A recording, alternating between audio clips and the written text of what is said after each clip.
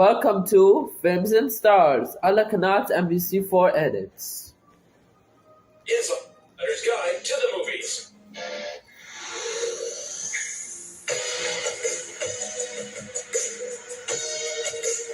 Welcome to Films and Stars, your insider's guide to the movies. This week, we stand in awe of Michelle Monaghan's cinematic versatility. But for now, she's a successful TV star out on a girls' trip in The White Lotus Season 3. Movie Report. Our hotel is the best in the world. At the end of the week, it will be an entirely different person.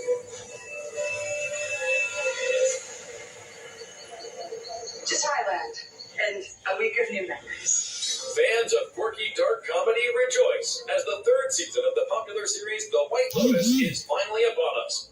This Emmy Award-winning social satire once again boasts an all-star cast that heads to an A-list resort to unleash their worst, most privileged impulses.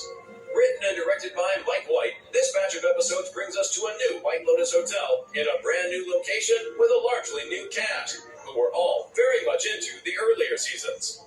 I'm going to help you bring your joy back. I'm such a big fan. Like, the first few seasons I love, and I used to say I want to be in White Lotus, but I don't know where I'd fit. I couldn't see myself in that world. And then I got the audition for Chelsea, and I was like, this could be it, this could be it. I was actually so scared to do it. I think because I cared so much, I was like weirdly like putting off doing my self-tape. I was like, don't think I'm going to do it. And my friends were like, do you think you might be self-sabotaging here because you feel like you might get it? I love it just as much as everyone else loves it. Of course, being invited to be a part of it, you certainly want to do it justice, and you want to be in service of Mike's brilliance. You know, he's such a master of tone, and I think that is something that we all, were motivated by. I think what makes this particular season a little bit different is that we're in Thailand. It's the location, and what's exciting is that we see each of the characters explore Thailand in a way that we haven't seen in previous seasons. And I think as a result of that, this show actually feels bigger. So many great locations. We moved around a ton. We switched hotels so many different times, and just to really explore the beauty of the island. I feel like Thailand's a character this season, and we get to see so much of it. Since the first season rolled out back in 2021, the series من انطلاق الموسم الأول عام 2021 أصبح المسلسل مشهور. That means the مسلسل they were doing is مشهور because it was launched in 2021 by the guest stars, these guests like myself. It's the location, and what's exciting The lady with the white shirt, the White Lotus. is that we see each of the characters explore Thailand in a way that we haven't seen in previous seasons. And I think as a result of that, this show actually feels bigger. So many great locations. We moved around a ton. We switched hotels so many different times, and just to really explore the beauty of the island. I feel like Thailand's a character this season, and we get to see so much of it.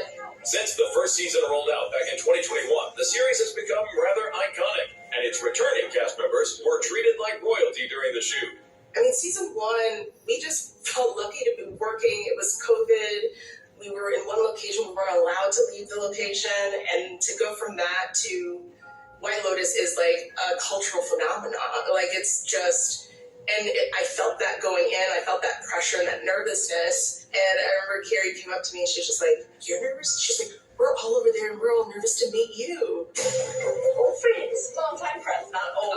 Happens in Thailand, stays in Thailand. So I play Jacqueline Lemon. I play Hollywood famous television actress. And our storyline is that I go on a girls' trip with my childhood best friends, and we're looking to kind of reconnect and really just have a really great time. And then as the season progresses, of course, as we know, White Lotus, the facade starts to kind of melt away a little bit. We start to see some cracks in the exterior. It's a wellness centre. You should get a facial. Rick, the lady in the airport thought you were my dad. God. Chelsea's so oblivious to what the White Lotus Resort is. Just aware, she's like, why the hell are we here? So actually going into that headspace helped me forget that I was in the show. Like, I kind of didn't have the stakes of the show so much because Chelsea just never cleared. The brand new third season of The White Lotus is available for streaming now. I almost died today. But we got the room comped, didn't we, babe? So that was cool. Yeah, you did a great job, babe.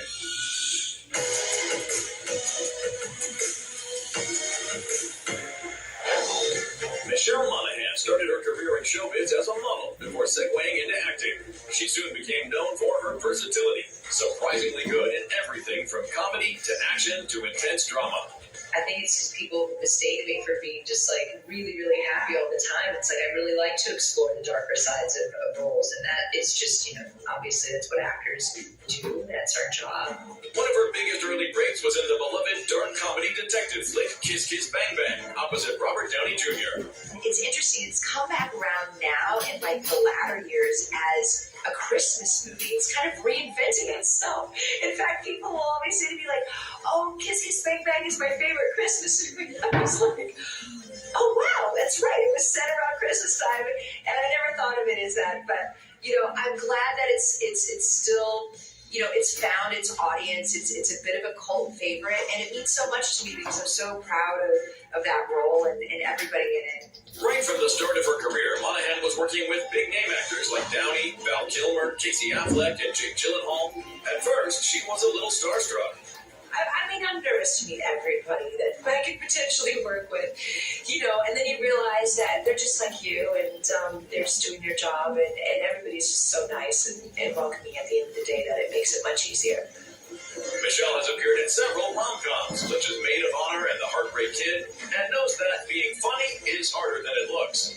Definitely think comedy is more challenging for me than drama. It's all about the timing in comedy, so yeah, it's definitely a challenge, especially after you do something 10 or 15 or 20 times, and then it's sort of not that funny anymore. It's sort of, you've told the joke how many times, and it's not good. So it's always nice to then be able to use improv and things like that.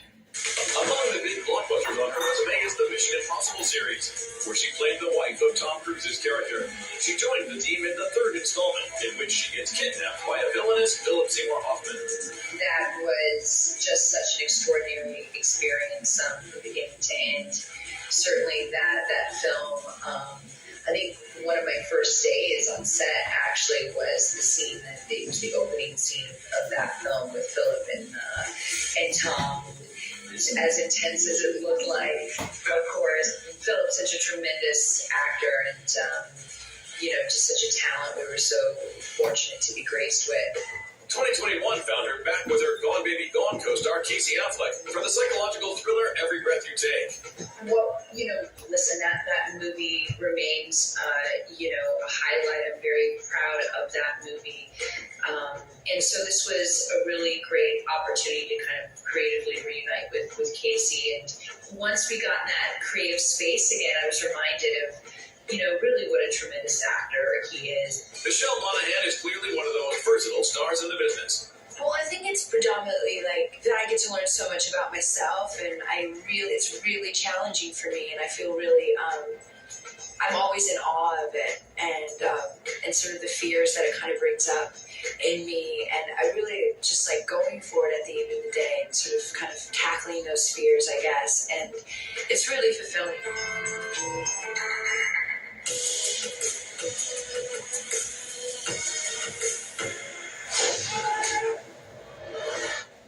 Thank you for finding the time. I will admit, it's not entirely unpleasant seeing you again.